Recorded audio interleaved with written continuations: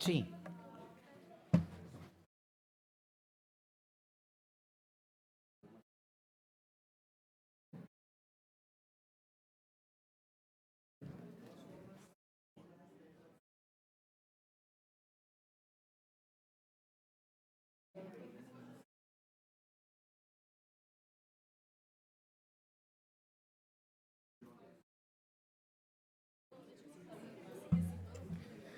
Ahora sí reiteramos la invitación a quienes se encuentran en la parte exterior. Hicimos un breve adelanto del receso y del cafecito y les invitamos a pasar a la sala ya para iniciar con este panel de trabajo.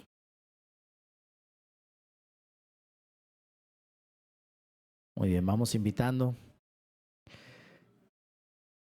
Así como en la democracia se hacen ajustes, también en los programas vamos haciendo los ajustes necesarios. Recordándoles que estamos también en una transmisión en vivo de los diferentes momentos de este evento y tenemos el hashtag RedGov 2019 por si comparten alguna imagen, alguna frase, alguna reflexión de lo que está ocurriendo. Utilizar este hashtag RedGov 2019 y por supuesto etiquetar a las redes sociales de la Comisión Estatal Electoral de acuerdo a la que más usen ustedes, Twitter, Facebook o Instagram. Muy bien, damos oportunidad.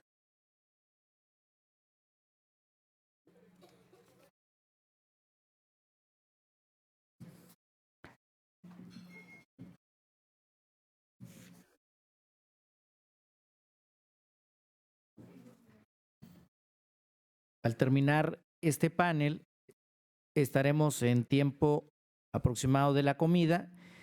Ya les daremos indicaciones. Será en estas mismas instalaciones. Ya les daremos indicaciones al respecto para el momento de la comida.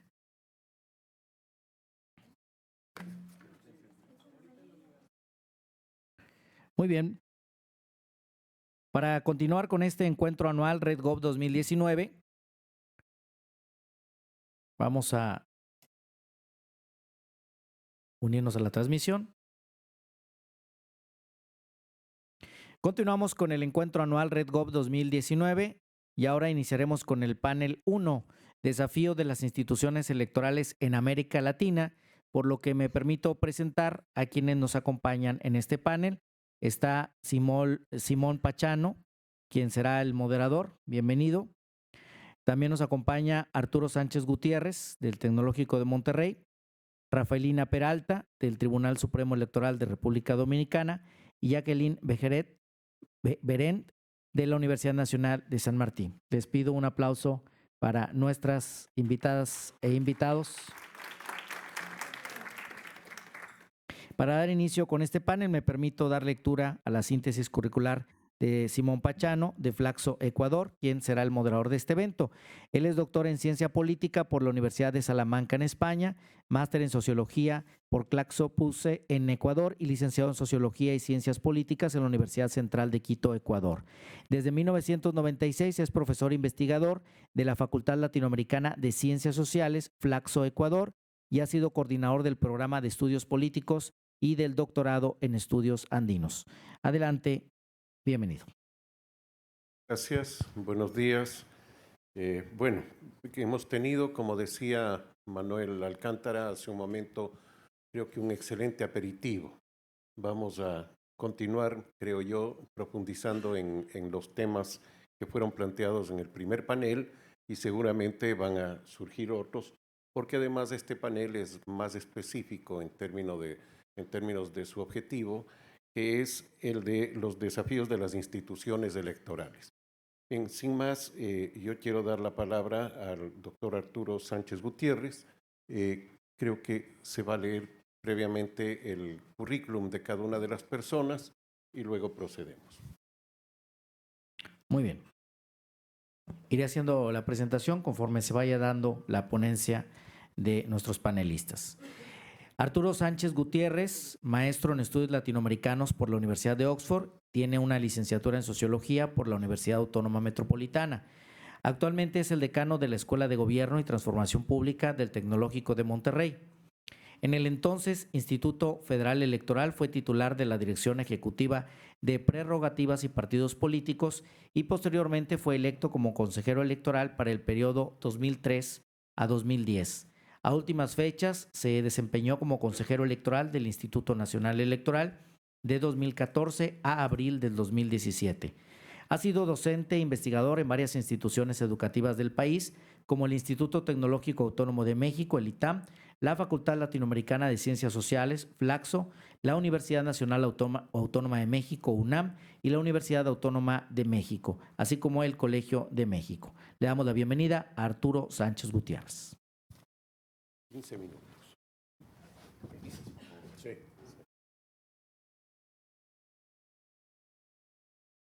Gracias, buenos días. Qué gusto estar acá y ver caras muy conocidas en la Comisión Estatal Electoral.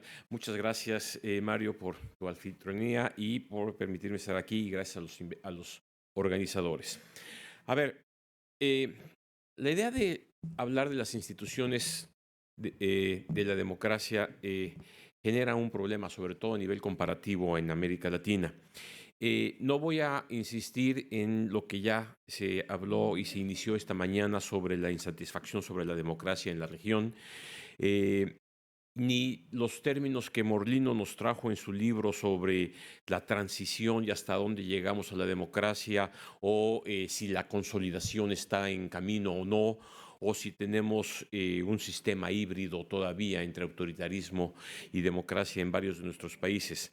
La realidad es que también Manolo nos dejó un punto muy claro: no es un problema nada más de América Latina, y sí tenemos que debatir si tenemos un nuevo ciclo en nuestras democracias o hay una crisis en la democracia.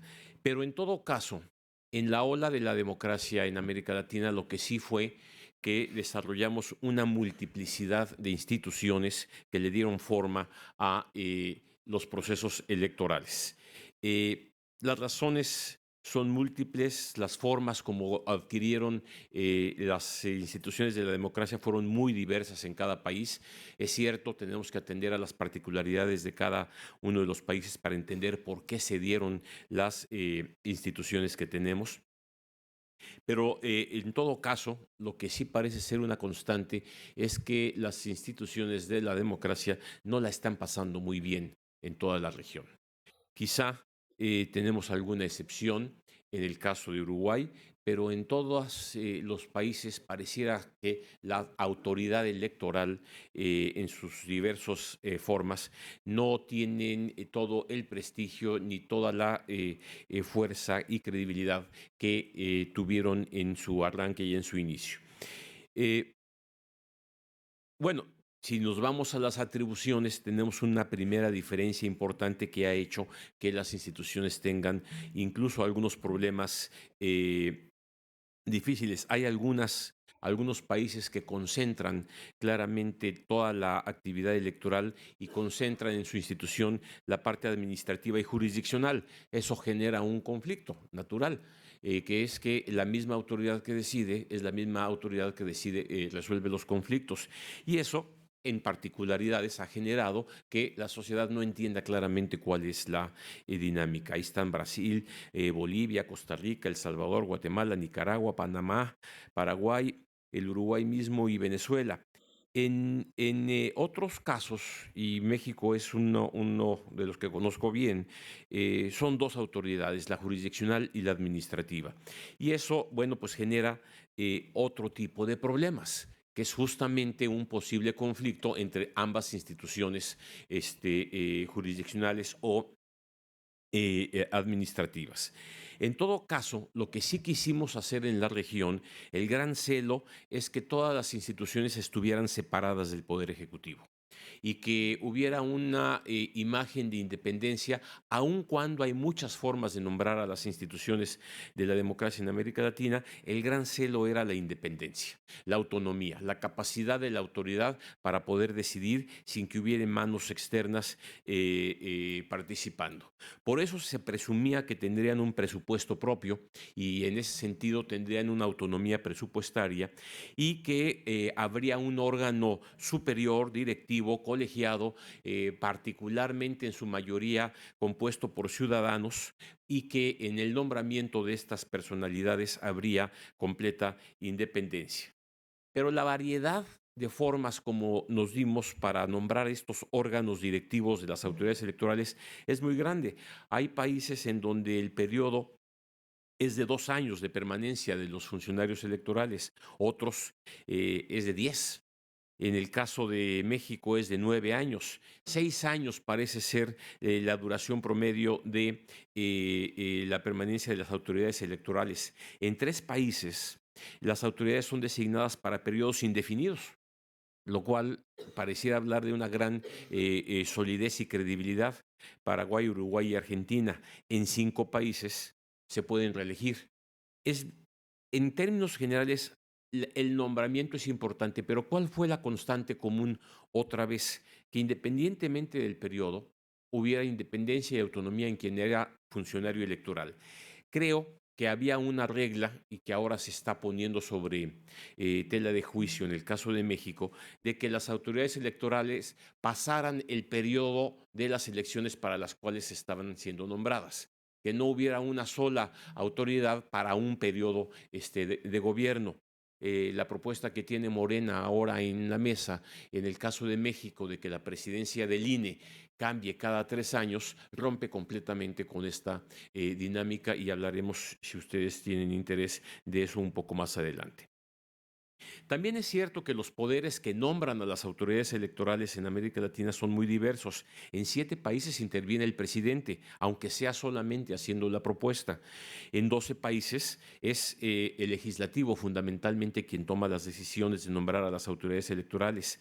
En otros 10 países también participa el Poder Judicial.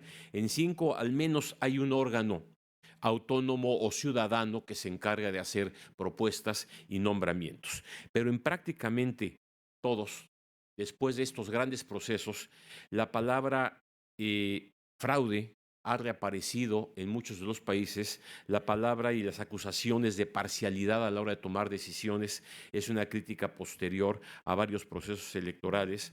Incluso en varios países, México es uno de ellos, después de un proceso electoral conflictivo, se ha generado la remoción del Consejo General. Esto ocurrió en el 2006, después de la elección de Felipe Calderón, en donde hubo una reforma electoral que removió a parte del Consejo General y generó una nueva forma de nombramiento de los consejeros electorales. Pero si nos vamos a nivel local, a nivel subnacional, el propio INE ha tenido que, por una razón u otra, remover a las autoridades electorales en algunos estados de la República. Así lo hicimos, me tocó a mí, en el estado de Chiapas, en el estado de Colima, a la presidenta del estado de Colima, y así ocurrió en otros casos, después de procesos en donde la autoridad electoral juzga que no hubo un buen comportamiento o se violentaron algunas leyes en términos del desempeño electoral de las autoridades. Bien, si nos vamos a la situación actual, es curioso que Uruguay goce de tan buena reputación, de que no haya juicios o controversias relevantes en su contra, a pesar de la cercanía. Es curioso en la última elección cómo, a pesar de que no se pudo dar el nombre del ganador la noche de la elección, el problema no era la autoridad electoral, el problema era acabar de contar los votos. Entonces, resulta muy importante cómo la Corte Electoral, cuyos ministros son elegidos para periodos indefinidos, tengan esta credibilidad, esta solidez en el caso de Uruguay. Y hay un amplio respaldo que básicamente su base en la imparcialidad de su acción. ¿Cuáles son las acusaciones comunes que tienen las autoridades electorales? Corrupción electoral, manipulación de los datos, irregularidades en los conteos electorales. Y los ejemplos están a la vista. Otra vez, se ha mencionado muchas veces el día de hoy, tendremos que seguir mencionándolo. Bolivia. Bolivia recurrió en esta ocasión a la caída del sistema que inventamos en México en 1988. Y tal cual. Sí, un invento que dio origen, por cierto, a una reforma electoral que creó al IFE de 1990. Bueno, pues fue lo que trató de lo que se pretendió que ocurriera en Bolivia. Brasil. Los observadores electorales insisten una y otra vez en que en los comicios presidenciales se impidió que muchos ciudadanos pudieran votar por malos manejos en el registro de electores. En Colombia, el Consejo Nacional Electoral se le acusa de alterar los resultados electorales mediante sistemas de conteo y transmisión de resultados. O incluso en el 2014 el Consejo de Estado confirmó que había habido una mala contabilidad de los votos. En el caso de Ecuador, en las elecciones del 19, el Consejo Nacional Electoral fue nombrado transitoria y específicamente para una elección y pues con todas las consecuencias de políticas que eso podría traer, y ocurrió un apagón informático también la noche posterior al cierre de las casillas. En Perú, bueno, sí, en Perú tenemos casos similares a otro. En el caso de México, la palabra fraude fue vuelta a traer a colación por parte de Andrés Manuel Electoral, y cada vez que ha habido una elección se ha insistido en que ha habido fraude por parte de él, salvo en la elección en la que él fue electo presidente de la República el año pasado. ¿Qué está ocurriendo? Hay tres problemas que quisiera destacar en los 5 minutos que me quedan. Primero, el desconocimiento del resultado electoral por parte de o los partidos o los candidatos genera automáticamente una controversia electoral que no escapa. El único culpable del desconocimiento de los resultados tiene que ser la autoridad electoral. Si hay fraude por parte del otro candidato, es que la autoridad electoral lo permitió. Si hay fraude por parte de la autoridad electoral, es peor el tipo de acusación. Pero la idea del desconocimiento del resultado de los electorales genera en sí mismo un problema fundamental. Traigo varios ejemplos de lo que ha pasado al respecto en toda la región, pero los voy a eliminar para poder terminar en tiempo. Los retos, porque el tema se llama los desafíos de las autoridades electorales o de las instituciones electorales en América Latina. De alguna manera, sí estamos viviendo una crisis sociopolítica relevante, la situación está rebasando en muchos casos a los órganos electorales y hay 4 retos importantes por los cuales hay que luchar. Primero, la credibilidad. Finalmente, la presencia de los medios de comunicación, la acusación de los propios actores, candidatos y partidos ha hecho que las autoridades pierdan credibilidad en la forma como se desempeñan a la hora de organizar los procesos electorales. No quiere decir que lo hayan hecho mal, el desempeño puede ser correcto. Sin embargo, no necesariamente se lee así en los medios de comunicación. En segundo lugar, la falta de participación de algunos actores en órganos importantes de la organización electoral, sean las casillas, sea la transmisión de los datos, sean los medios de comunicación, genera también un descrédito importante que solamente recae en las autoridades electorales y que muchas veces se personaliza en las autoridades mismas. Tercero, la gobernabilidad interna de los órganos electorales. Al ser órganos que naturalmente han sido nombrados por diferentes actores, hay en el caso de México es muy claro, acusación de partidización del órgano electoral y que por lo tanto diferentes actores están defendiendo a diferentes partidos dentro del órgano electoral y eso dificulta la gobernanza interna del proceso electoral. Pero el último y más importante, y con esto termino, es la autonomía. Yo siento que a través de reformas electorales de diversos tipos en nuestros países se ha tratado de minar la autonomía e independencia que tienen las autoridades electorales. Y en el caso de México hay varios ejemplos. Si quieren ustedes, en las preguntas, con mucho gusto daré respuesta y ejemplificaré al respecto. Muchas gracias.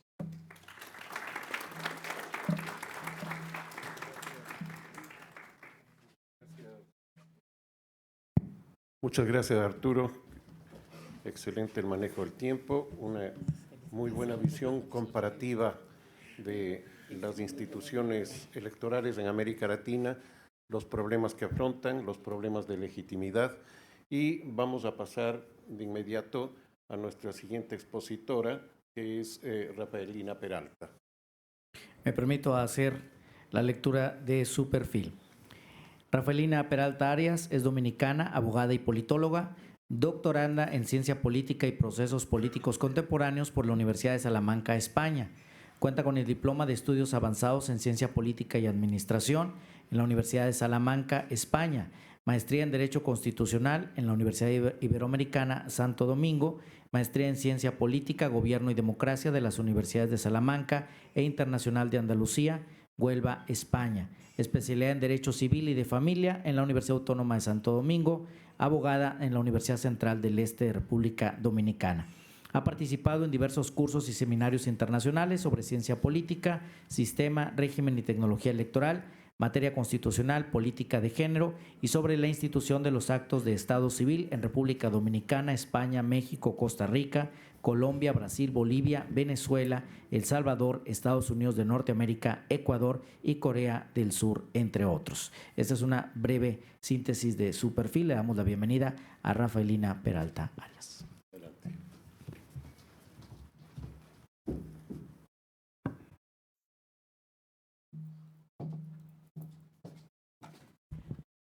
Muy buenos días a todos. Quisiera muy brevemente agradecer de manera muy sincera a mi muy querido profesor Manuel Alcántara, presidente pro tempore de la Red GOT, y a Mario Garza Castillo, consejero presidente de la Comisión Electoral Estatal de Nuevo León, la honrosa invitación de acompañarles en este encuentro anual Red GOT 2019. Saludos deferentes también para mis compañeros panelistas y, por supuesto, para todos los distinguidos invitados. En el marco de este primer panel, Desafío de las instituciones electorales en América Latina, me corresponde el honor de abordar el tema desde la perspectiva del caso dominicano.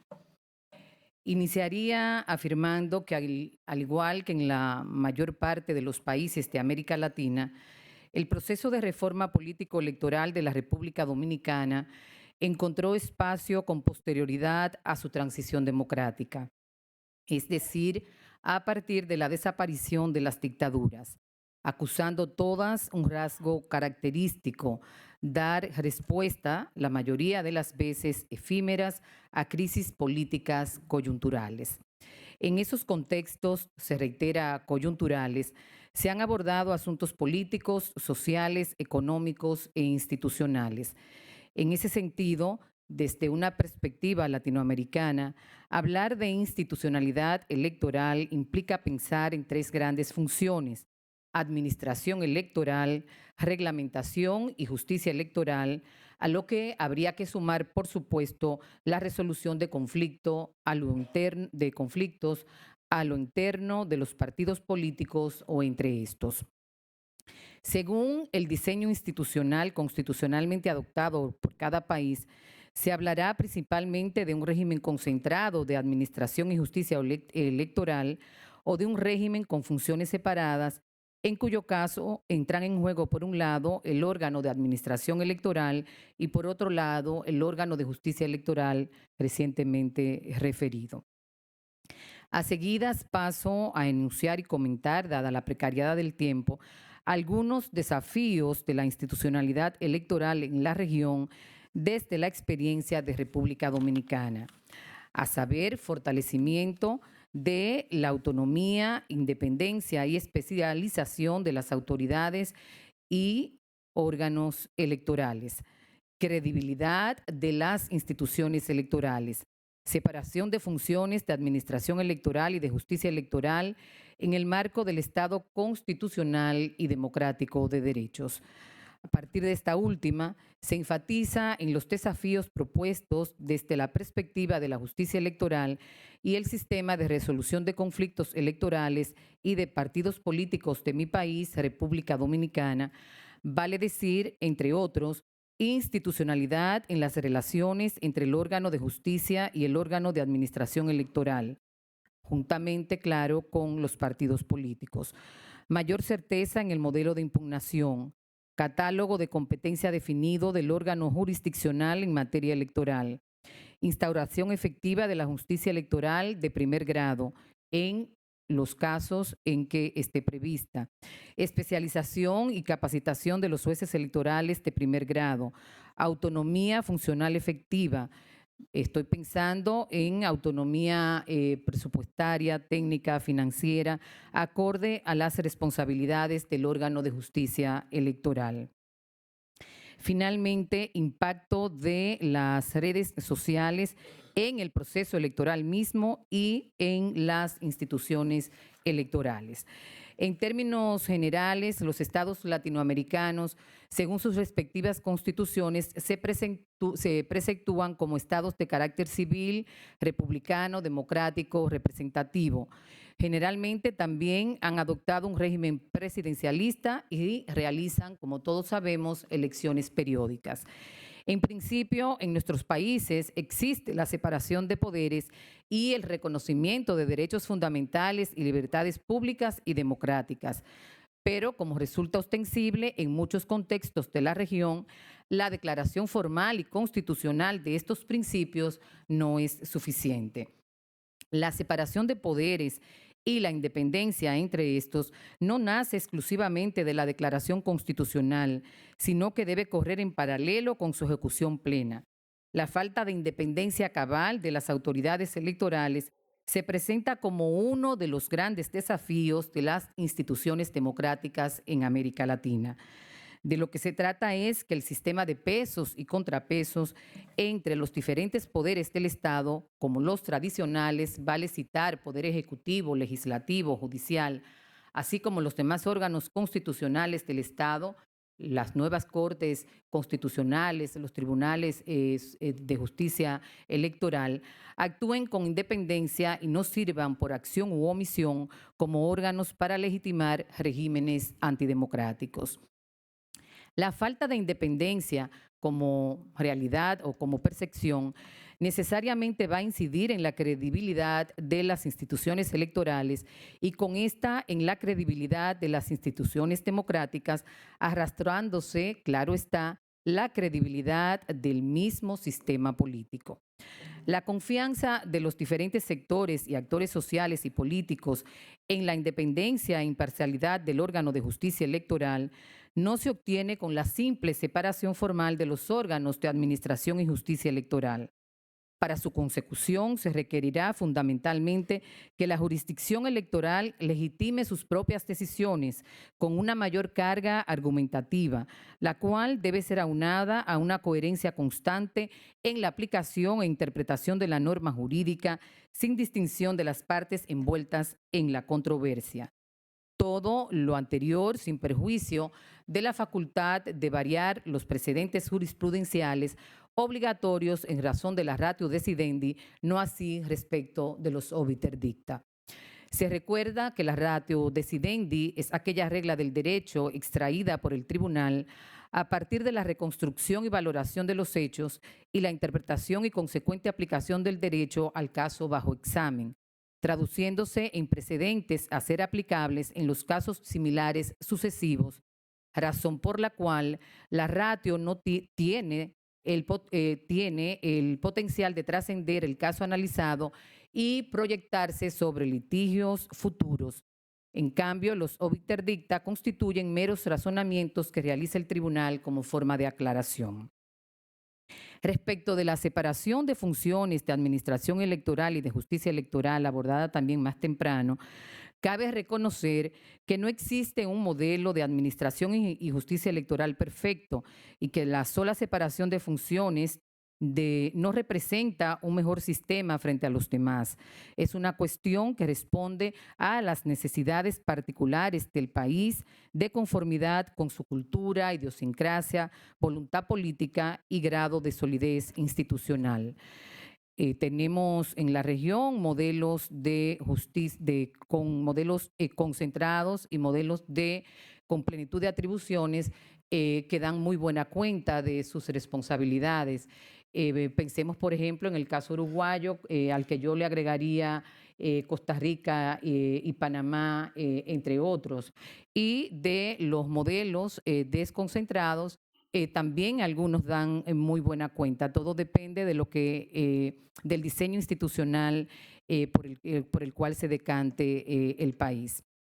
Pero este diseño, el de la separación de atribuciones, ha sido una respuesta válida que han dado algunos sistemas a la problemática derivada de la posibilidad de que el órgano de administración electoral sea juez y parte del juicio de legalidad de su propia actuación. Honduras, por cierto, acaba de estrenarse con el modelo de separación de atribuciones y El Salvador también inicia aprestos en igual sentido, aunque no parece clara la voluntad política para alcanzarlo.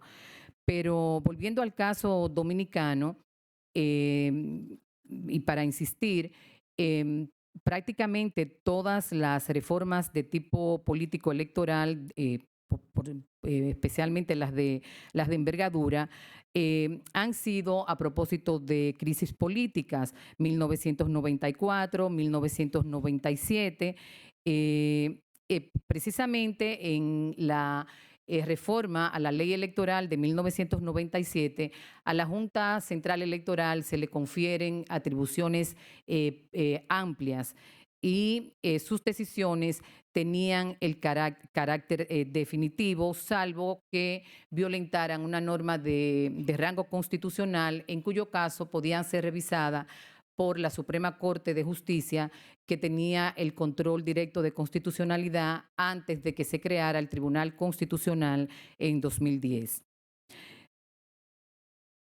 En esa reforma quedaba claro que la Junta Central Electoral tenía plenitud de atribuciones.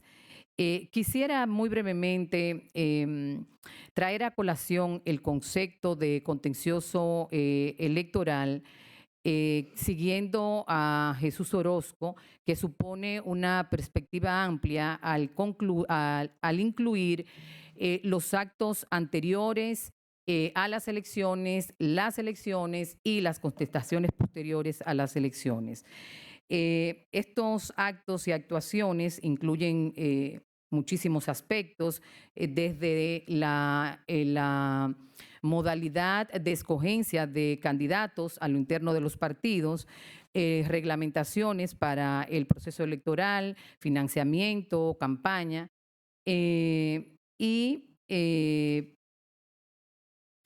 en ese sentido, en la reforma de 2010, que fue una reforma medular a la Constitución dominicana, se crea el Tribunal Superior Electoral para venir a formar parte de las altas cortes, juntamente con el Tribunal Constitucional, también creado en 2010, y la Suprema Corte de Justicia. Este Tribunal Superior Electoral, entre otras cosas, perfecciona la idea del nuevo paradigma del control jurisdiccional de las actuaciones de los poderes públicos, promovido por García de Enterría bajo la lucha contra las inmunidades del poder. Es así como las decisiones pueden ser revisadas y atacadas e inclusive revertidas. La separación de funciones entre la administración electoral y la justicia electoral puede traer consigo tensión entre estas y también con los partidos políticos, que a partir de su constitucionalización, si bien debe preservársele esa esfera de autorregulación, ese terreno de autorregulación, de que gozan los partidos políticos, pues también tienen que ceñirse a los principios de transparencia y de democracia interna de conformidad con la Constitución de la República en el caso dominicano. Estoy tratando ya de cerrar referiría como otro reto, como otro desafío, el que tiene que ver con una mayor certeza en el modelo de impugnación. Quiero referir muy sucintamente una de las recomendaciones de la misión de observación electoral de la OEA en República Dominicana en las últimas elecciones de 2016. Cito, este proceso hizo evidente que es necesario revisar y ajustar el modelo de medios de impugnación con el que se cuenta, donde el Tribunal Superior Electoral detente la posibilidad, no solo jurídica, sino también real, de revisar la regularidad legal y constitucional de todos los actos administrativos que emita cualquier autoridad en la materia. Como tarea pendiente e impostergable, está la definición expresa del catálogo de competencias del Tribunal Superior Electoral, que muchas veces es confundido con las que competen al Tribunal Superior Administrativo por algunas falencias y contradicciones en las leyes sobre la materia. Quería referir algo sobre el tema redes sociales y cómo impactan en los procesos electorales y en las mismas instituciones electorales, pero por razones de tiempo, obviamente no podré hacerlo. A modo de conclusión, en un minuto, como se ha visto a lo largo de esta reflexión, las instituciones electorales en América Latina tienen diferentes desafíos, tanto desde la perspectiva de la función de administración electoral como de justicia electoral, las cuales van desde algunas tan clásicas como la autonomía, independencia y credibilidad de las instituciones electorales y otras más recientes como la especialización y capacitación de los jueces electorales y el impacto de las redes sociales. Se ha podido también verificar lo legítimo que resulta el reclamo relativo a separar la administración electoral de la justicia electoral, de manera que un solo órgano no se erija como juez y parte de su propia actuación, pero se insiste que la sola separación no resuelve todos los problemas, sino que esta merita un conjunto de desafíos como los que se han mencionado. Los partidos políticos, por ejemplo, si bien se han constitucionalizado, requieren ser de alguna manera apoyados a los fines, a través de decisiones jurisdiccionales, a los fines de que los mecanismos, por ejemplo, de selección de autoridades internas o de candidatos a cargos electivos, pues se hagan cumpliendo con esos principios de transparencia y de democracia interna. Finalmente, hago votos para la conquista de una efectiva justicia electoral que coadyuve al fortalecimiento de las instituciones democráticas, que cumpla cabalmente con su finalidad esencial, que en palabras de José de Jesús Orozco se traducen, comillas, en la protección auténtica o tutela eficaz del derecho a elegir o a ser elegido para desempeñar un cargo público mediante un conjunto de garantías a los participantes, partidos políticos y, en su caso, ciudadanos y candidatos, a efecto de impedir que pueda violarse en su perjuicio la voluntad popular, contribuyendo a asegurar la legalidad, certeza, objetividad, imparcialidad, autenticidad, transparencia y justicia de los actos y procedimientos electorales, termina la cita.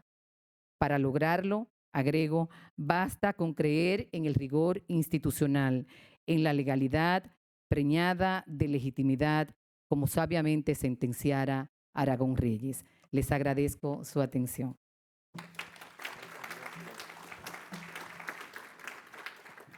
Gracias, Rafaelina. Una visión desde adentro que dialoga además con la teoría y con los problemas que viven los organismos electorales en general en América Latina. Vamos a pasar a la última exposición de Jacqueline Berendt. Por favor. Me permito hacer la presentación de Jacqueline Berendt, profesora de la Escuela de Política y Gobierno de la Universidad Nacional de San Martín e investigadora del CONICET. Estudió Ciencia Política en la Universidad de Buenos Aires y obtuvo una maestría en Latin American Studies y un doctorado en Politics en la Universidad de Oxford. Investiga temas relacionados con la política y la democratización subnacional desde una perspectiva comparativa.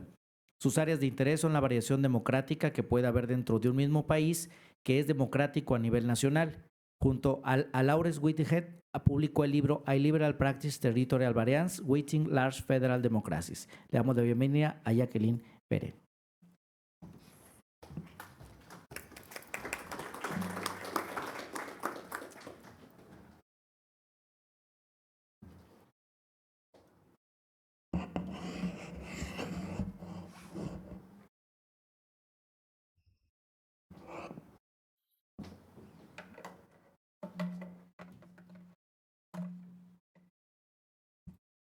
Bueno, buenos días. Antes que nada, muchas gracias por la invitación y por la oportunidad de estar acá y compartir con ustedes algunos resultados de una investigación que está en curso. En realidad, claro, esto habla sobre, el panel era sobre la gestión electoral subnacional y yo voy a hablar no tanto sobre la parte de la gestión electoral, sino lo que ocurre en las elecciones a nivel subnacional, a nivel local y sobre todo en Argentina y Brasil desde una perspectiva comparativa. Sí voy a hablar en un momento, sí voy a hablar más de lo institucional, pero sobre todo me voy a centrar en quiénes gobiernan y quiénes son electos y cómo ocurre esto, ¿no? Tengo un problema con esto. Bueno, ¿cuál es el problema que a mí me interesa compartir con ustedes y que estoy investigando? En general, la existencia de dinastías, de familias políticas, es algo que no se asocia demasiado con la democracia, ¿no? Se supone que la transferencia de poder entre miembros de una misma familia es algo de las monarquías, de sistemas políticos tradicionales, patrimonialistas, ¿no? Y la teoría democrática, sobre todo estoy pensando en Robert Dahl, suponía que en las democracias lo que prevalece es el pluralismo, la competencia partidaria y la alternancia política. Y aquí yo me encuentro con una observación empírica, que es lo que me llevó a iniciar esta investigación. La existencia de dinastías políticas en muchas democracias del mundo que compiten por cargos electorales, son electas a través de partidos políticos y participan en la organización partidaria, ¿sí? O sea, esto ocurre en democracias modernas, contemporáneas, como las que vemos en América Latina, pero también en otros países del mundo, ¿no? Entonces, ahí quería contarles un poco a qué me refiero con dinastía política, ¿no? Porque aquí después voy a hacer una diferenciación conceptual, porque hay muchos otros términos. Está el término de dinastía política, familia política, nepotismo, y todo esto puede generar bastante confusión. Básicamente lo que me refiero es a la sucesión familiar en un mismo cargo electivo, ¿sí? O sea, lo que ocurre a través de las elecciones. Y aquí me centro sobre todo en el rol de los gobernadores, ¿sí? Podríamos ver dinastías en el poder legislativo, podemos ver dinastías en los cargos de intendentes, también en muchos otros, o en presidentes también, elegí en este caso centrarme en el rol de los gobernadores y gobernadoras, ¿no? Entonces serían personas que ocupan un mismo cargo. Y entonces la diferenciación que hago acá es una familia política implica que un gobernador tiene parientes que tuvieron cargos electivos previos, posteriores o simultáneos, pero no en el mismo cargo político. En una familia política, por ejemplo, podríamos tener un gobernador que tiene parientes que son diputados, que son senadores, que son alcaldes o que son presidentes, ¿no? Y en el nepotismo, que es otro término íntimamente vinculado a esto que estoy hablando, el nombramiento es de parientes en cargos no electivos, ¿sí? Entonces, esto lo voy a dejar de lado porque lo que me interesa es lo que ocurre en la política electoral, en las elecciones a nivel subnacional. Entonces, ¿por qué son importantes? ¿Por qué debería preocuparnos la existencia de dinastías políticas, ¿no? Esto se refiere a la vieja pregunta de quién gobierna, ¿no? Y acá hago referencia al libro de Dahl sobre quién gobernaba en New Haven, ¿no? Como mínimo, la existencia de parientes que suceden en un mismo cargo electivo podría ser un síntoma de una competencia política limitada, ¿no? Pero como máximo también podría significar la captura del Estado por parte de una oligarquía reducida. Sin embargo, no quiero dejar de lado también que hay otras posibilidades, digo, y en este sentido no cerrarlo como algo completamente negativo. A veces, digamos, también ocurre como en muchas otras profesiones, ¿no? Así como los médicos muchas veces siguen los pasos de su padre y son médicos y heredan el consultorio, o los abogados siguen los pasos de sus padres y también siguen la misma profesión y heredan quizá los clientes y demás. En las empresas, ¿no? Digamos, también vemos que la mayor parte de las empresas en América Latina son familiares, ¿no? Bueno, también eso ocurre en la política. Una persona que se cría, que crece en una familia donde se discute de política, donde los padres tienen cargos electivos, podría también inclinarse a tener una carrera en la política, ¿no? A veces también ocurre, y esto es algo que he visto empíricamente, que las dinastías políticas son una solución al faccionalismo y a la competencia entre dirigentes territoriales, ¿no? A veces es una garantía, si alguien del mismo nombre, de la misma familia, de que van a mantener los mismos acuerdos, ¿no? Pero sobre todo también me gustaría, antes de pasar a este tema, resaltar el hecho de que esto no es algo que ocurre solo en América Latina, o en democracias, digamos, más recientes. Las dinastías políticas las podemos observar en Estados Unidos, en Indonesia, en Filipinas, en la India, en Japón, en diversos países de América Latina también, ¿no? Entonces, también para salir un poco de la idea de que los problemas que nosotros vemos en nuestra región son problemas nuestros únicamente, porque son democracias defectuosas, porque son democracias recientes o lo que fuera. Me parece que es importante en esto abrir la visión comparativa y ver, digo, que en Estados Unidos tenemos los Bush, los Kennedy, digamos, los Clinton y una serie, muchísimas otras familias que solo vemos quizá a nivel subnacional y que no logran tener trascendencia a nivel nacional, ¿no? Entonces, para poner este estudio en perspectiva. Ahora, una de las cosas que me interesa a mí investigar es qué posibilita el surgimiento de dinastías políticas en los ejecutivos subnacionales, ¿no? ¿Por qué en países que tienen elecciones, digamos, para gobernador a nivel subnacional, países federales o países que tienen una gran descentralización, vemos que en algunas provincias, en algunos estados, hay dinastías políticas y en otros no? Digamos, ¿no? ¿Qué explica eso? Entonces, en base a la literatura existente, yo identifico 3 factores, 2 de los cuales son estructurales, uno de los cuales es institucional, ¿no? Que podrían ser parte de la explicación. No lo veo como algo determinante, y ahora voy a avanzar en eso, pero sí que podrían ser algo parte de la explicación. Uno es una estructura económica no diversificada, ¿no? Donde digamos, hay muy poco, digamos, una sola industria que domina, digamos, y en el sentido de que genera pocas élites económicas que tienen intereses y que compiten por tener influencia política, ¿no? Otro es el peso del Estado en la economía. Eso se ve mucho en Argentina, se ve también en algunos estados en Brasil, cuando no hay justamente un desarrollo diversificado de la matriz productiva y vemos que el Estado se convierte en el principal empleador. Eso podría ser también un factor que incidiera. Y luego veo la existencia de la reelección, en el caso, bueno, eso en el caso de Argentina, sobre todo, en las provincias donde no hay reelección no hay dinastías políticas, por algún motivo, aunque habría que ver eso en otros países, porque México no tiene reelección y sí tiene dinastías políticas, pero tiene periodos de gobierno más largos. Así que ahí yo creo que lo que podría estar funcionando es la duración de los mandatos de gobernador, ¿no? ¿Qué le permite a un gobernador generar, estar suficiente tiempo en el poder como para generar luego una dinastía? Estas condiciones apuntan a la competitividad del sistema político, a la centralidad del Estado como fuente de empleo y de ingresos estables. Ahora, yo los veo como condiciones, en lo que les voy a mostrar luego los resultados, al menos en el caso de Argentina, condiciones necesarias pero no suficientes. Digo que existen estas 3 no garantiza que haya una dinastía política, con lo cual tenemos que ver bajo qué otras condiciones surgen estas dinastías, ¿no? Entonces quería contarles un poquito de los casos de Argentina y de Brasil. 2 federaciones grandes de América Latina, ¿no? En Argentina, gobernadores provenientes de familias políticas, no dinastías, gobernaron en 20 de las 24 provincias desde la transición a la democracia, ¿sí?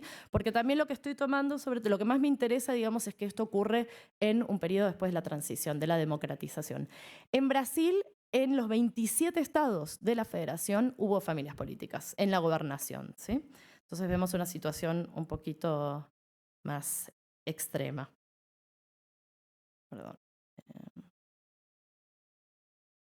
Y ahí les muestro algunos datos. Estos son los datos de los gobernadores que tienen parientes, o sea, que provienen de familias políticas o que fundaron familias políticas en Argentina entre el 83 y 2017, que fueron, ahora tendría que incluir los últimos datos. Van a ver que tenemos un grupo de provincias donde nunca hubo familias políticas, y luego tenemos algunas más altos como Catamarca, Salta, Córdoba, sorprendentemente, que sí tienen, parientes en la política. ¿Sí? Acá no me estoy refiriendo todavía a dinastías, por lo cual las condiciones que les comentaba antes no son las que valen, ¿no? Y les muestro el caso en Brasil, que es un poco más extremo. En Brasil vemos que abajo de todo donde está el cero no hay ningún estado, ¿no? En todos los casos, todos los gobernadores electos desde la transición hasta 2017 tenían familiares en la política. Y vemos casos extremos como el estado de Tocantins, donde todos los gobernadores, porque esto muestra la proporción, ¿no? Tuvieron parientes, o sea, pertenecían a familias políticas, ¿no? Entonces ahí vemos una situación. Y vemos que también en general están bastante altos todos. Ahora pasemos al tema de las dinastías, que es lo que más me interesa, porque como les decía, lo de las familias quizás se puede explicar simplemente por criarse o socializarse dentro de una familia donde hay interés en la política. Las dinastías ya requieren algo un poco más complicado, que es que un pariente sea electo, que ganen elecciones, ¿no? Entonces me parece que es algo no tan sencillo y que no deberíamos dar por sentado así. En Argentina, 11 de las 24 provincias tuvieron dinastías en este periodo, o sea, casi el 46% de las provincias. En Brasil, 16 de los 27 estados tuvieron dinastías, casi, o sea, 59,25, casi el 60% de los estados tuvieron dinastías políticas en este periodo, ¿no? Entonces, acá es donde sí entro en la cuestión más de la gobernanza o de la cuestión institucional, ¿no?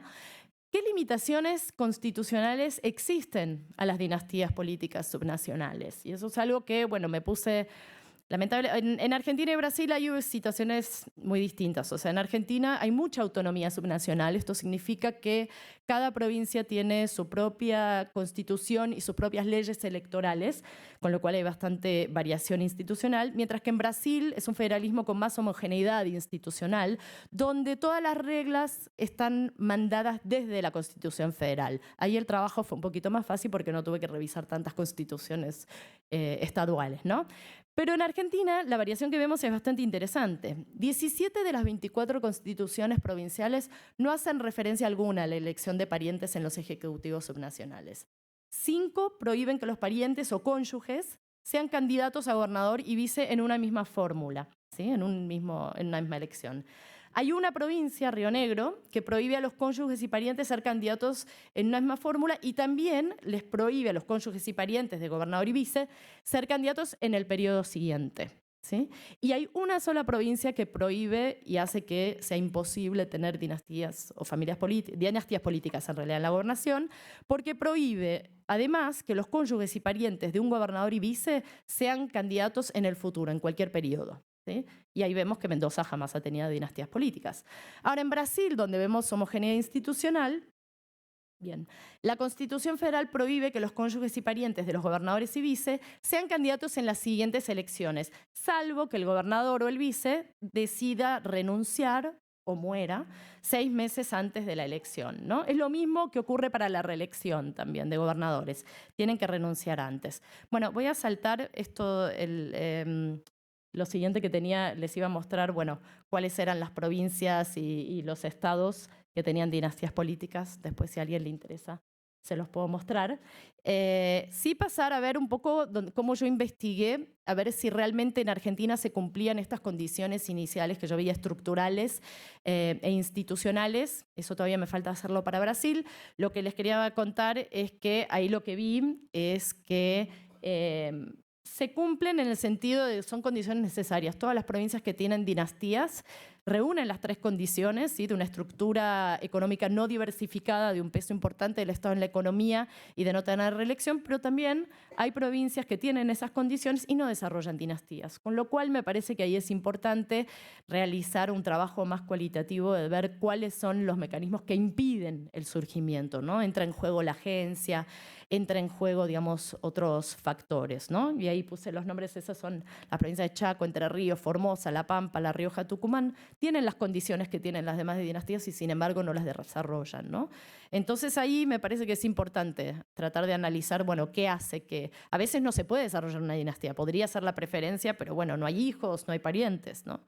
Pero ese es el tema.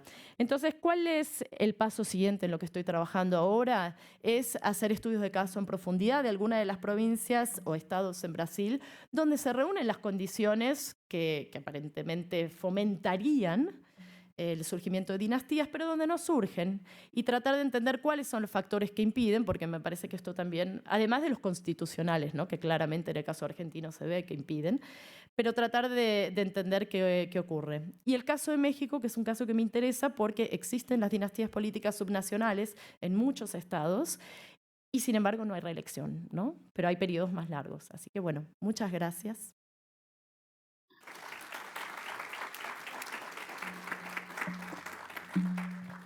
Muchas gracias, Jacqueline. Un tema sugerente, novedoso y creo que muy importante para muchos de los países del continente. Bueno, hemos tenido 3 exposiciones en este primer panel, las 2 primeras centradas fundamentalmente en las instituciones electorales, la otra en un fenómeno relativamente nuevo en el estudio, el de las dinastías políticas, y creo que tenemos material para continuar la conversación que habíamos comenzado en el panel anterior. La palabra es de ustedes. Gracias. Iniciamos esta sesión de preguntas y respuestas. Le voy a pedir a mis compañeros y compañeras, les van a llevar el micrófono. Aquí tenemos ya 2 personas, 3 personas. Adelante. Por favor. Si nos indican si va dirigida a alguien en particular o al panel en general. Gracias. Gracias. Muy buenos días. Un saludo afectuoso a toda la mesa. Muy brillantes todas las presentaciones. En el caso, la pregunta dirigida a el maestro Arturo. Durante su exposición dijo que había algunos ejemplos en América Latina de cómo había algunas regresiones en algunos órganos electorales que habían atentado contra la autonomía. Creo que hemos visto casos, por ejemplo, como en Guatemala, posiblemente como en Bolivia, en donde ha habido reformas electorales que han tratado de restar esta autonomía desde otros espacios. Únicamente a ver si podía abundar, por ejemplo, en algunos ejemplos. Muchas gracias. Sí, vamos a recoger algunas preguntas y pido por favor que seamos muy cortos en el tiempo porque estamos pasados el tiempo que teníamos. Adelante. Gracias. Buenos días a todos y todas. Mi pregunta también va para el maestro Arturo Sánchez en cuanto a lo que comentó de las expresiones del actual presidente Andrés Manuel sobre que cuando él no ganaba era un fraude y ahora que él ganó no hubo un fraude institucional. Y en este sentido, la votación,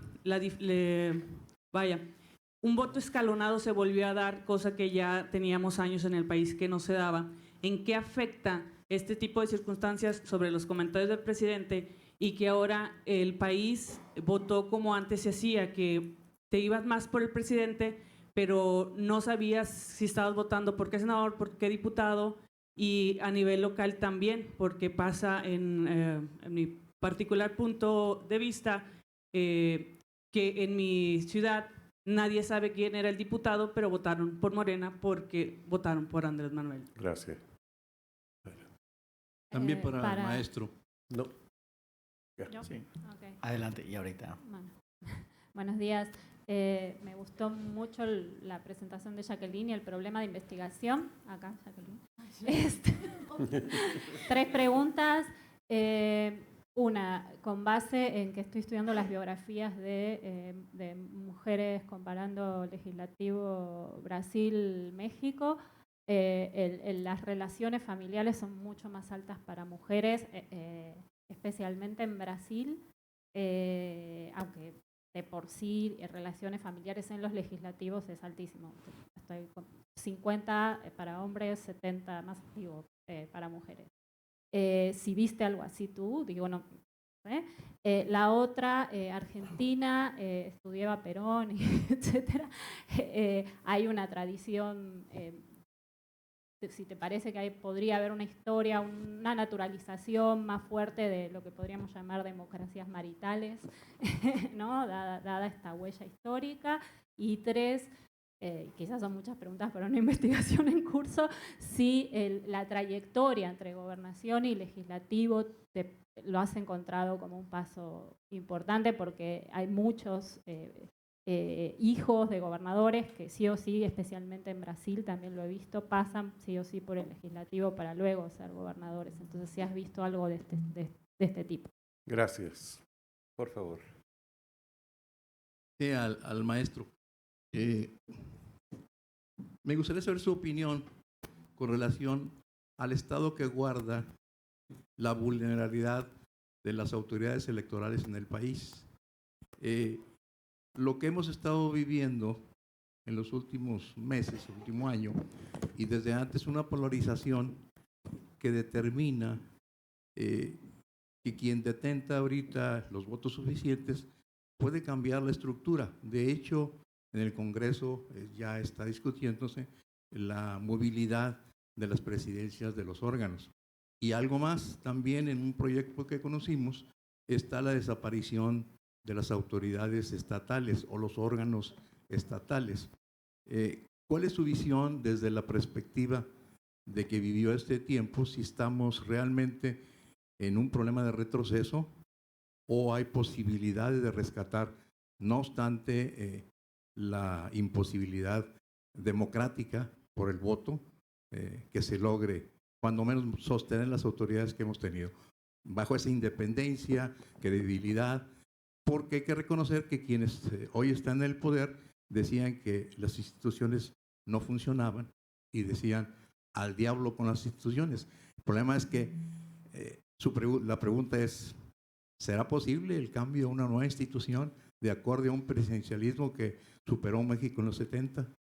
Desde los 70 nosotros vivimos una época muy grave de un presidencialismo casi demiurgo, casi era un dios el presidente, y parece que estamos revolviendo o volviendo al eterno retorno de cosas que pasamos. Y a la compañera que hace el estudio de los que determinara la diferencia entre familia política y burocracia política. Porque en México tenemos un caso, y me gustaría, si lo conoce, el de Puebla, que el gobernador deja a su esposa como candidata y gana las elecciones. Donde ese manejo coyuntural de familia se va más allá a lo que llaman la familia política, más que de tipo sanguíneo, ¿no? Gracias. Gracias. La última pregunta atrás, por favor. No es la última. Hagamos una ronda de respuesta y vamos a esas 3 últimas preguntas. Sí, vamos a... Sí. Buenos días. Disculpa, sobre más o menos es algo semejante a la última pregunta que hacía aquí el licenciado, sobre las dinastías. En las dinastías, ¿estas son democráticas o son como monopolios familiares o monopolios políticos en las cuestiones estas? Aquí en Nuevo León se viven unos monopolios en los partidos políticos, pero no son familiares, pues sí son políticos. Y ellos obviamente se conservan su poder en los diferentes puestos. Hagamos una ronda de respuestas, por favor. Gracias, Gustavo, gracias por la pregunta. A ver, yo creo que una de las formas como se vulnera la autonomía y la independencia de los órganos electorales por parte del Estado o de los partidos políticos es a través de las reformas electorales. Eso ha ocurrido ya muy frecuentemente. Tú querías algunos ejemplos. Por ejemplo, en Colombia, de repente hay un cambio en la ley en donde se dice que las bancadas mayoritarias tienen derecho a nombrar mayor número de magistrados en el órgano electoral. Entonces, ¿qué es lo que pasa? Te transforma completamente la vida interna del órgano y la toma de decisiones tiene que lograr un nuevo arreglo. O, por ejemplo, en el caso de Ecuador, que se hace un referéndum para nombrar de manera transitoria al Consejo de Participación Ciudadana, se remueve a los anteriores y se hace una elección. Entonces, el nombramiento del nuevo estaba dirigido a organizar una elección en específico. Entonces, se pierde toda la tradición de autonomía de la autoridad electoral. Justamente lo que yo decía es que lo que se busca es que la autoridad trascienda a los periodos de gobierno. Y justamente eso es lo que no ha pasado.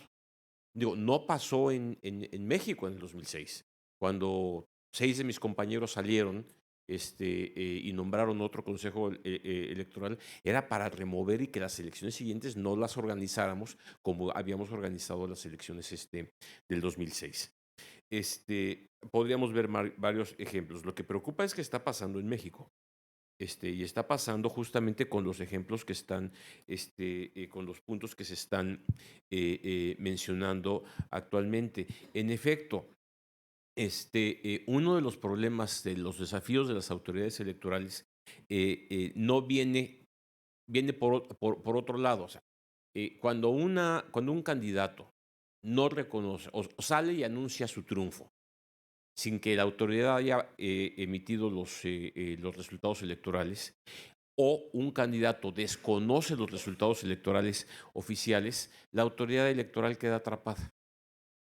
Queda necesariamente atrapada porque el desconocimiento de los resultados implica que algo hizo mal la autoridad. Insisto, o no contó bien los votos, o permitió que el otro partido hiciera una serie de actividades ilegales. Entonces, este tipo de situación sí afecta a la autoridad misma en su imagen. El IFE estaba en sus mejores momentos. La mañana de la elección del 2006, en la mañana de la elección del 2006, el PRD, que estaba el partido de Andrés Manuel López Obrador, nos echó porras. Buen trabajo a la autoridad electoral, bien desarrollado, confiamos plenamente en ustedes, bla, bla, bla, bla, bla. Y el Partido de Acción Nacional criticó, estaremos observando claramente el desarrollo de la autoridad en este día. En la noche resulta que ganó el PAN y se voltea el discurso. Y entonces, la autoridad electoral queda atrapada siempre en el comportamiento del ganador o del vencedor. Y esto genera varias cosas. Ahora, ¿qué sucede después de esto? Reformas electorales. Reformas electorales que hacen después del 6, lo pongo como ejemplo, porque no nada más en México pasa, después del 6, en donde se acotan ciertas atribuciones de la autoridad electoral, en donde se acotan o se permitió en el caso del IFE de entonces, que los partidos políticos tuvieran una mayor incidencia en la toma de decisiones internas. Les doy un ejemplo muy claro. Antes de que Mario suba a la mesa del Consejo General que está aquí en Nuevo León, algún punto del orden del día, hay una comisión de consejeros o consejeras que se reúnen a discutir. Anteriormente, esta reunión de consejeras o consejeros era exclusivamente de consejeros. A partir del 2006 es con la presencia de los partidos políticos. Entonces resulta que ya no hay una forma de construir desde la autoridad, sin la presencia de los partidos, un proyecto determinado. ¿Qué es lo que sucede? Pues hay 2 reuniones, una solos, después una con partidos y después otra en la mesa del Consejo General. Otra forma como se ha afectado la autoridad electoral es con este tipo de iniciativas. Sí. Primer agravio a la federación, la creación de un INE que regula instituciones electorales locales. Pues, ¿qué dijeron los estados de la República? Pues no, que somos una federación libres, teníamos nuestro instituto autónomo y ahora resulta que el INE se va a meter. Eso se hizo para resolver un montón de problemas. Bueno, ya pasó. Y ahora resulta que hay que regresar a que desaparezcan definitivamente los órganos locales electorales. y que sea el INE el que controle todas las elecciones. Y entonces sí la federación desaparece completamente. Entonces, ahí es en donde, ¿qué es lo que no les gusta a ciertos partidos políticos? Un minuto más. Esta división que tienen los propios partidos políticos. Benito Nasif nos puede contar, y qué bueno que también está Mario. Está en esta mesa sentados los partidos políticos diciéndole a Mario, es que no puedes permitir que el INE venga y ponga sus reglas y diga las cosas como quieren en el centro de la República. Y te vas a la mesa en donde está sentado Benito Nasif, ¿sí? Y los mismos partidos dicen, es que tú no puedes permitir que en el OPLE de Nuevo León el Consejo General haga y deshaga sin que tú digas y pongas las reglas. Los partidos políticos no son unas unidades y en los estados están muy divididos. Y eso genera que en los estados los partidos quieran tener una autoridad en la que ellos están y en la federación haya partidos políticos que quieran que la federación controle todo. Y esto acaba minando la autonomía de una y de otra autoridad. Un dato nada más y con eso termino. Lo que presume Lorenzo Córdoba es que independientemente de todo esto, de 36 gubernaturas, el 63% ha habido alternancia. Y lo mismo sería, no los doy todos los datos, en todas las elecciones. Quiere decir que las autoridades locales y federales se han desempeñado bien, sin embargo están bajo la crítica de los perdedores. Bueno, las preguntas que me hacías sobre el poder legislativo, ¿no? Donde uno ve que la mayor parte de las mujeres llegan por vínculos familiares, ¿no? Si entendí bien la pregunta. En el caso de las gobernaciones, lo que observé, eso creo que es cierto en muchos cargos legislativos. En el caso de gobernación, más o menos mitad y mitad. Mitad de las mujeres gobernadoras, tampoco ha habido tantas en Argentina y Brasil, llegaban por vínculos así dinásticos y la otra mitad no. Así que ahí es menos claro quizá, pero habría que ver cómo es la proporción en el legislativo, ¿no? Si hay algún tipo de historia o tradición de ese tipo de vínculos maritales o conyugales en Argentina, bueno, creo que a nivel nacional quizá lo vemos, no sé, en el caso del matrimonio Perón, del matrimonio Kirchner, no Evita porque no tuvo cargo electivo, sino Isabel sería. Pero no sé si diría que hay una tradición. La verdad que lo que yo veo es que Argentina no es excepcional en esto. Que lo que veo en Estados Unidos también tuvimos, bueno, a Hillary le fue mal, pero lo intentó, ¿no? En ese sentido. Y me parece que si yo miro el caso de las federaciones de América Latina, veo un panorama bastante similar. Así que no sé si es una tradición propia nuestra. Me parece que, de hecho, veo más dinastías en Brasil que en Argentina, ¿no? Entonces, bueno, eso por un lado. Si hay una trayectoria entre... para ser gobernadores hay que pasar primero por el poder legislativo, ¿no? Ser legisladores. En algunos casos sí, y es cierto también que muchas de las dinastías, o sobre todo las familias políticas, se van forjando de esa manera, ¿no? Una forma fácil, en el caso cuando hay listas, ¿no? Digamos, es muy fácil incluir a un familiar, a una hija, un hijo, una esposa, un esposo, digamos, en una lista porque quedan un poquito, si no están muy alto, pueden quedar un poco escondidos y es una forma quizá de iniciar una carrera en la política, ¿no? También. Pero no siempre, muchas veces se llega a gobernador de haber sido intendente y no legislador, ¿no? No me queda muy en claro la pregunta sobre la diferencia entre familia política y burocracia política. No sé qué sería una burocracia política, pero si está vinculada con la otra pregunta, que si las dinastías son democráticas o son monopolios políticos, a mí me parece, eso es a lo que me refería cuando decía que, bueno, en un caso liviano podríamos decir que es un caso de pluralismo delimitado, ¿no? Todo esto ocurre en un contexto democrático, en términos electorales, ¿no? Después hay que ver, antes, bueno, Manuel hablaba de las diferencias entre las distintas dimensiones o variedades de la democracia, ¿no? En el plano electoral, esto ocurre mientras se mantenga, siga, digamos, la normativa constitucional, ocurre democráticamente. Ahora hay que ver si eso realmente contribuye a la calidad de las democracias, ¿no? En algunos casos tiene que ver con casos claramente de captura, donde hay una familia o un grupo de familias que captura el poder, el ejecutivo subnacional, y he visto varios de esos casos, y en otros casos tiene que ver con un pluralismo limitado, con que la élite es muy reducida y que hay alternancia entre familias distintas y a veces entre familias de distintos partidos políticos, ¿no? Bien, gracias, Jacqueline. Vamos a ver cómo hacemos para tener las preguntas que planteaban por allá y las respuestas en los 5 minutos que creo que nos quedarían. Lorenz, por favor. No, Lorenz. Bueno, no, sigue adelante. Definan ustedes democráticamente.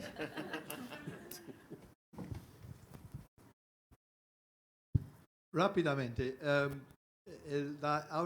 es una pregunta a los dos, tanto a Rafaelina como a Arturo. La autonomía de las instituciones es muy deseable, pero es costoso.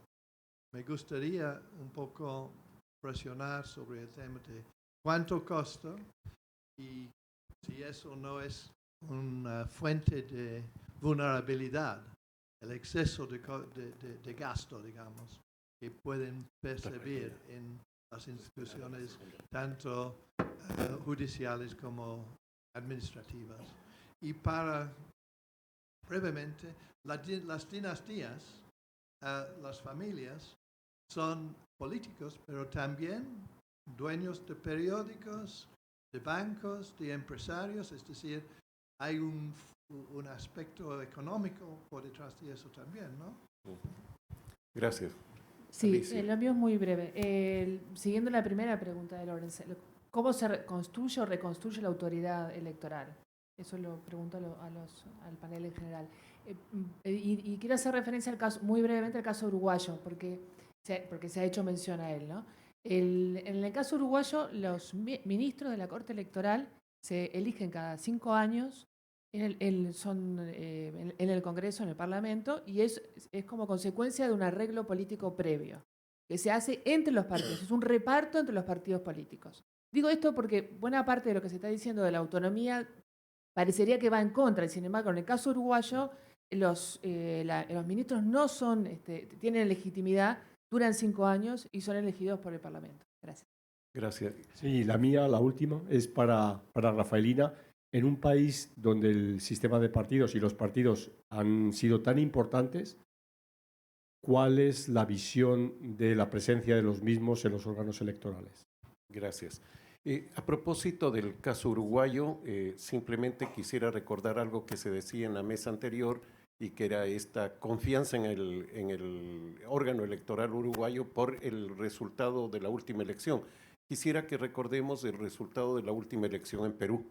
Creo que hay que tomarlo muy en cuenta porque además fue un órgano electoral cuestionado por una serie de acciones que tuvo antes de descalificación de 2 candidatos y sin embargo al final en el conteo de votos fue muy legitimado. Adelante. Bueno, suele acuñarse una frase cuando se habla de presupuestos para temas de democracia, que la democracia cuesta.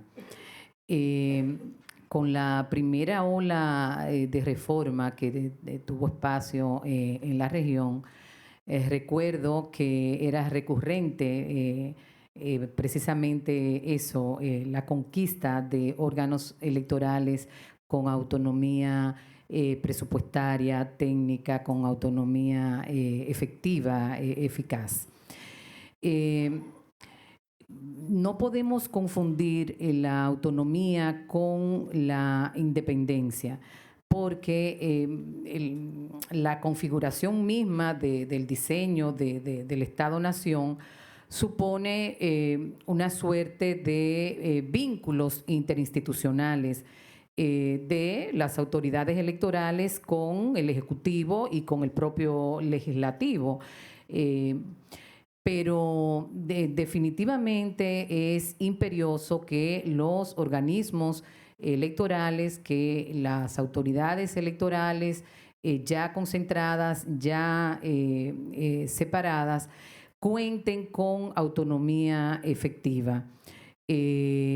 Lógicamente, de lo que se trata es de estructurar un presupuesto razonable, con gastos razonables, que haya una transparencia en el manejo de esos gastos y una rendición de cuentas permanente.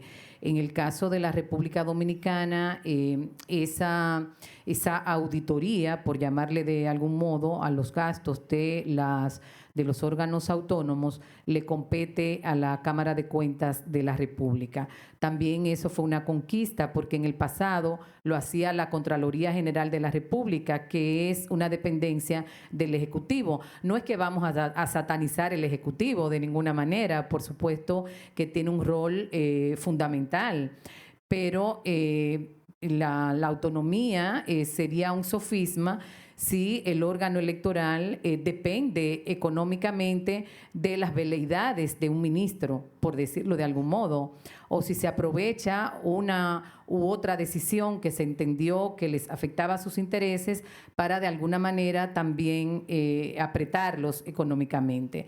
Entonces, es un tema de, una vez más, de vocación política, de que si la clase política se decanta por tal o cual sistema, debe hacer que opere eficazmente. Y el tema recursos es fundamental.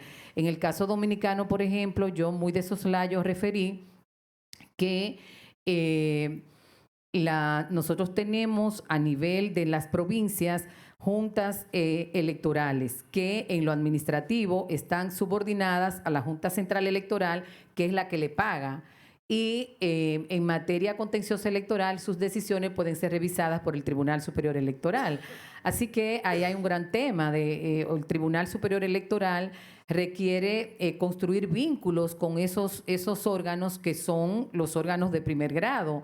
Necesita capacitarlos, necesita tener una infraestructura que no esté bajo la dependencia de la Junta Central Electoral. Eso sin perjuicio de que los vínculos con la Junta Central Electoral también hay que fortalecerlos, hay que trabajarlos constantemente. Pero definitivamente los tribunales electorales, los organismos electorales tienen una carga de trabajo extraordinaria y eso supone también una carga presupuestaria. Nosotros, por ejemplo, como somos un tribunal nuevo, apenas de 2010, estamos en mi país, en República Dominicana, se acuña el término arrimados. Nosotros estamos ocupando el 5º piso de un edificio que aloja la Dirección de Recursos Hidráulicos, el INDRI, que lógicamente es una dependencia del gobierno central. Así que podría pasar, no digo que esté pasando ni que vaya a ocurrir, pero un tribunal electoral, una alta corte, debe tener su propia sede y operar con una cierta dignidad institucional. Hay una pregunta que también refería el caso uruguayo. Una vez más, hay que repetir que las instituciones, a pesar del peso que tienen, bueno, al final del día las conforman hombres y mujeres. Entonces, el recurso humano sigue siendo fundamental. En el caso uruguayo, no todos los ministros de la Corte Electoral son recomendados por partidos políticos. Hay una parte que no vienen de los partidos, pero en todo caso, lo importante es, yo en principio, y perdonen que hable en primera persona, pero por la experiencia en asuntos electorales, trabajé 20 años ininterrumpidos en la Junta Central Electoral, concluí como magistrada titular y ahora estoy en el Tribunal Superior Electoral y en la Junta anduve de peldaño en peldaño. Creo mucho en la conformación de organismos electorales de ciudadanos apartidistas. Ahora, sí, es en ese contexto se ha decantado la clase política porque los partidos políticos lo hagan, vale decir que los sincerizan, porque en muchos de nuestros países ocurre así, lo único que se hace por debajo de la mesa. Entonces, si finalmente se va a considerar a los partidos políticos para que hagan sus recomendaciones, en algunos casos inclusive, dependiendo del caudal de votos que sacó el partido en el proceso electoral, así le corresponden asientos en el órgano electoral. Bueno, si finalmente se va a utilizar ese modelo, pues yo entiendo que debe procurarse equilibrio. Con eso yo creo que concluiría. No sé, profesor, si... No le respondí nada porque usted me preguntó respecto de los partidos. Si el profesor Pachano me da un minuto, abusando de que fui su alumna. Estamos pasados.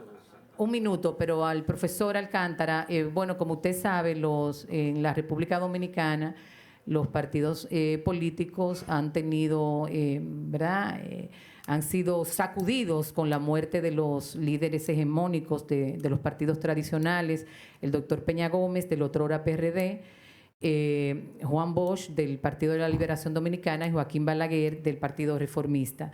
En adición a eso, la reforma de 2010 que usted conoce, porque a usted hay que darle la nacionalidad dominicana también, bueno, fueron constitucionalizados en 2010 y eso los obliga, según el artículo 216 de la Constitución, a manejarse con los principios de democracia interna y de transparencia. Entonces están en ese tránsito que no es fácil pasar de la vieja ley de hierro de la oligarquía de Michels a que los partidos se vean compelidos a dar explicaciones, a ser auscultados en su manejo financiero, por ejemplo. Son cuestiones, hay que admitirlo, yo creo que novedosas todavía y están en ese tránsito. Pero sigue siendo la República Dominicana todavía un país que yo creo que va a caminar bajo la sombrilla de los partidos políticos. Todavía le queda un buen trecho en ese sentido. Espero haberle respondido medianamente. Muchas gracias. Gracias. Dos palabras sobre el problema de que se me había preguntado anteriormente y no contesté. El problema de que se vote por Andrés Manuel y que esto traiga adelante las demás candidaturas es parte del problema de la debilidad de los partidos y el efecto es que ya no tenemos gobierno dividido. Y al no tener gobierno dividido, esto genera una gran cantidad de posibilidades y concentración del poder en el presidente de la República. Y de ahí se derivan otros comentarios. Lawrence, la autonomía no siempre es costosa. La autonomía es costosa políticamente cuando sentados en la mesa los consejeros electorales tienen que hacer valer ciertas posturas. Por ejemplo, cuando ciertos gobiernos sí quisieron hacer el nombramiento del secretario ejecutivo de los órganos locales electorales. Incluso cuando el gobierno de Peña Nieto trató de nombrar al secretario ejecutivo del Instituto Nacional Electoral y se movieron votos para hacerlo. Entonces eso no cuesta, eso es valentía política por parte del órgano. ¿Qué sí cuesta? Cuando el órgano electoral decide por sí mismo generar una política que sí es costosa. Por ejemplo, hacer un buen monitoreo de medios. Por ejemplo, renovar adecuadamente la credencial para votar con fotografía. Por ejemplo, todo eso. Eso cuesta. Y el recorte presupuestal que le hicieron al INE este año va a hacer que esos procesos no sean tan eficientes como se buscaba que fueran. Eso es cierto. Ahora, hay una parte de tu pregunta que es muy importante. Sí había excesos de gastos. Cuando yo entré a trabajar al IFE y al INE, tenía un celular, un chofer, un coche, asesores y demás. Eso se recortó.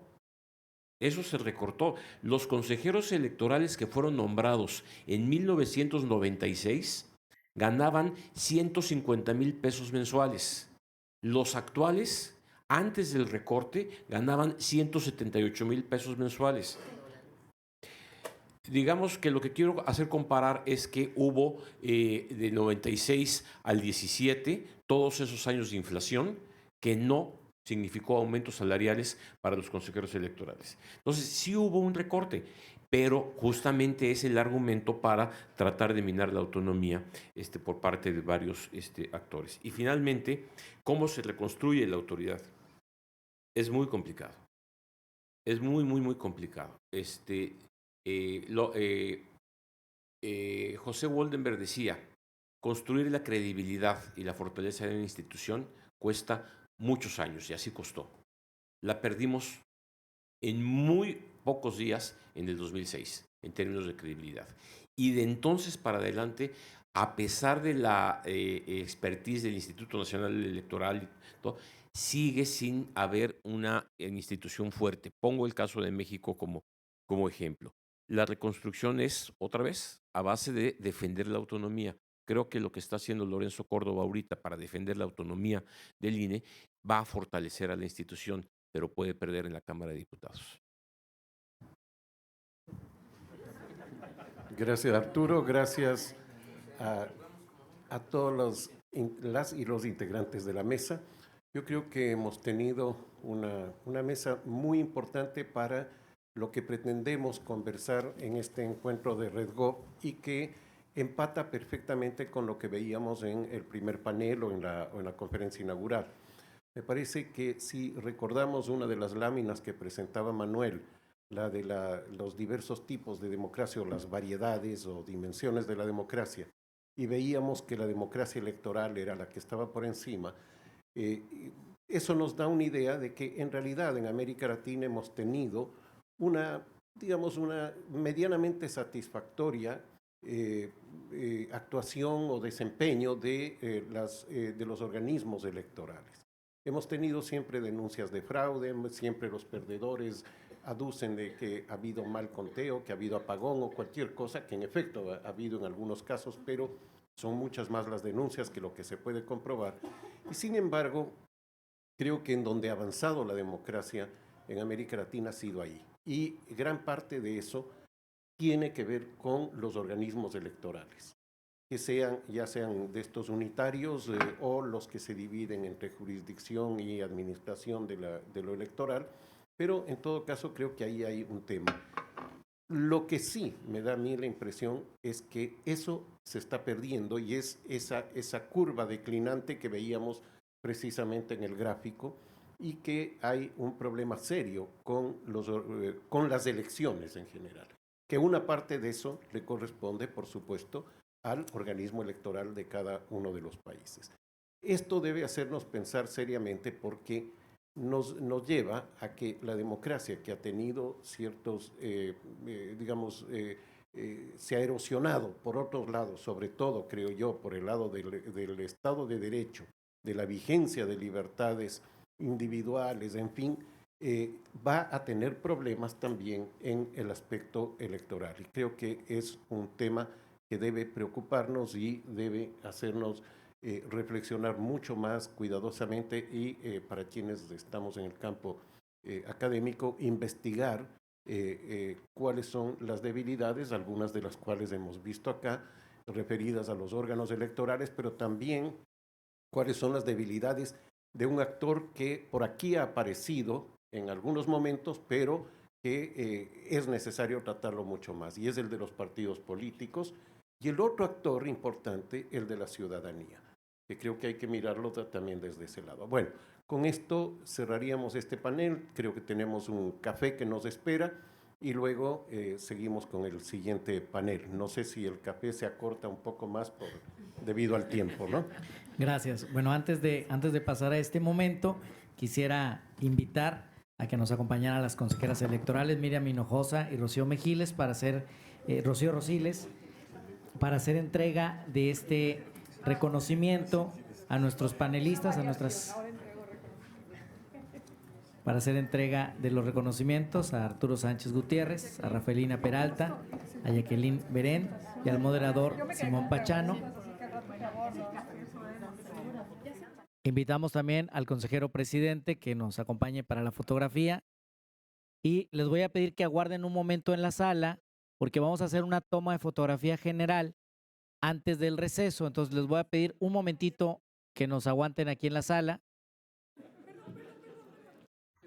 Y en lo que, consejero Benito, por favor. Y al mismo tiempo, en forma paralela, en lo que se realiza la fotografía de los y las panelistas, les quiero invitar, vamos a tratar de colocarnos en el centro, de movernos hacia el centro para una fotografía general de quienes están aquí presentes asistiendo a este evento, porque el fotógrafo ahora se va a subir al escenario y va a tomar la fotografía.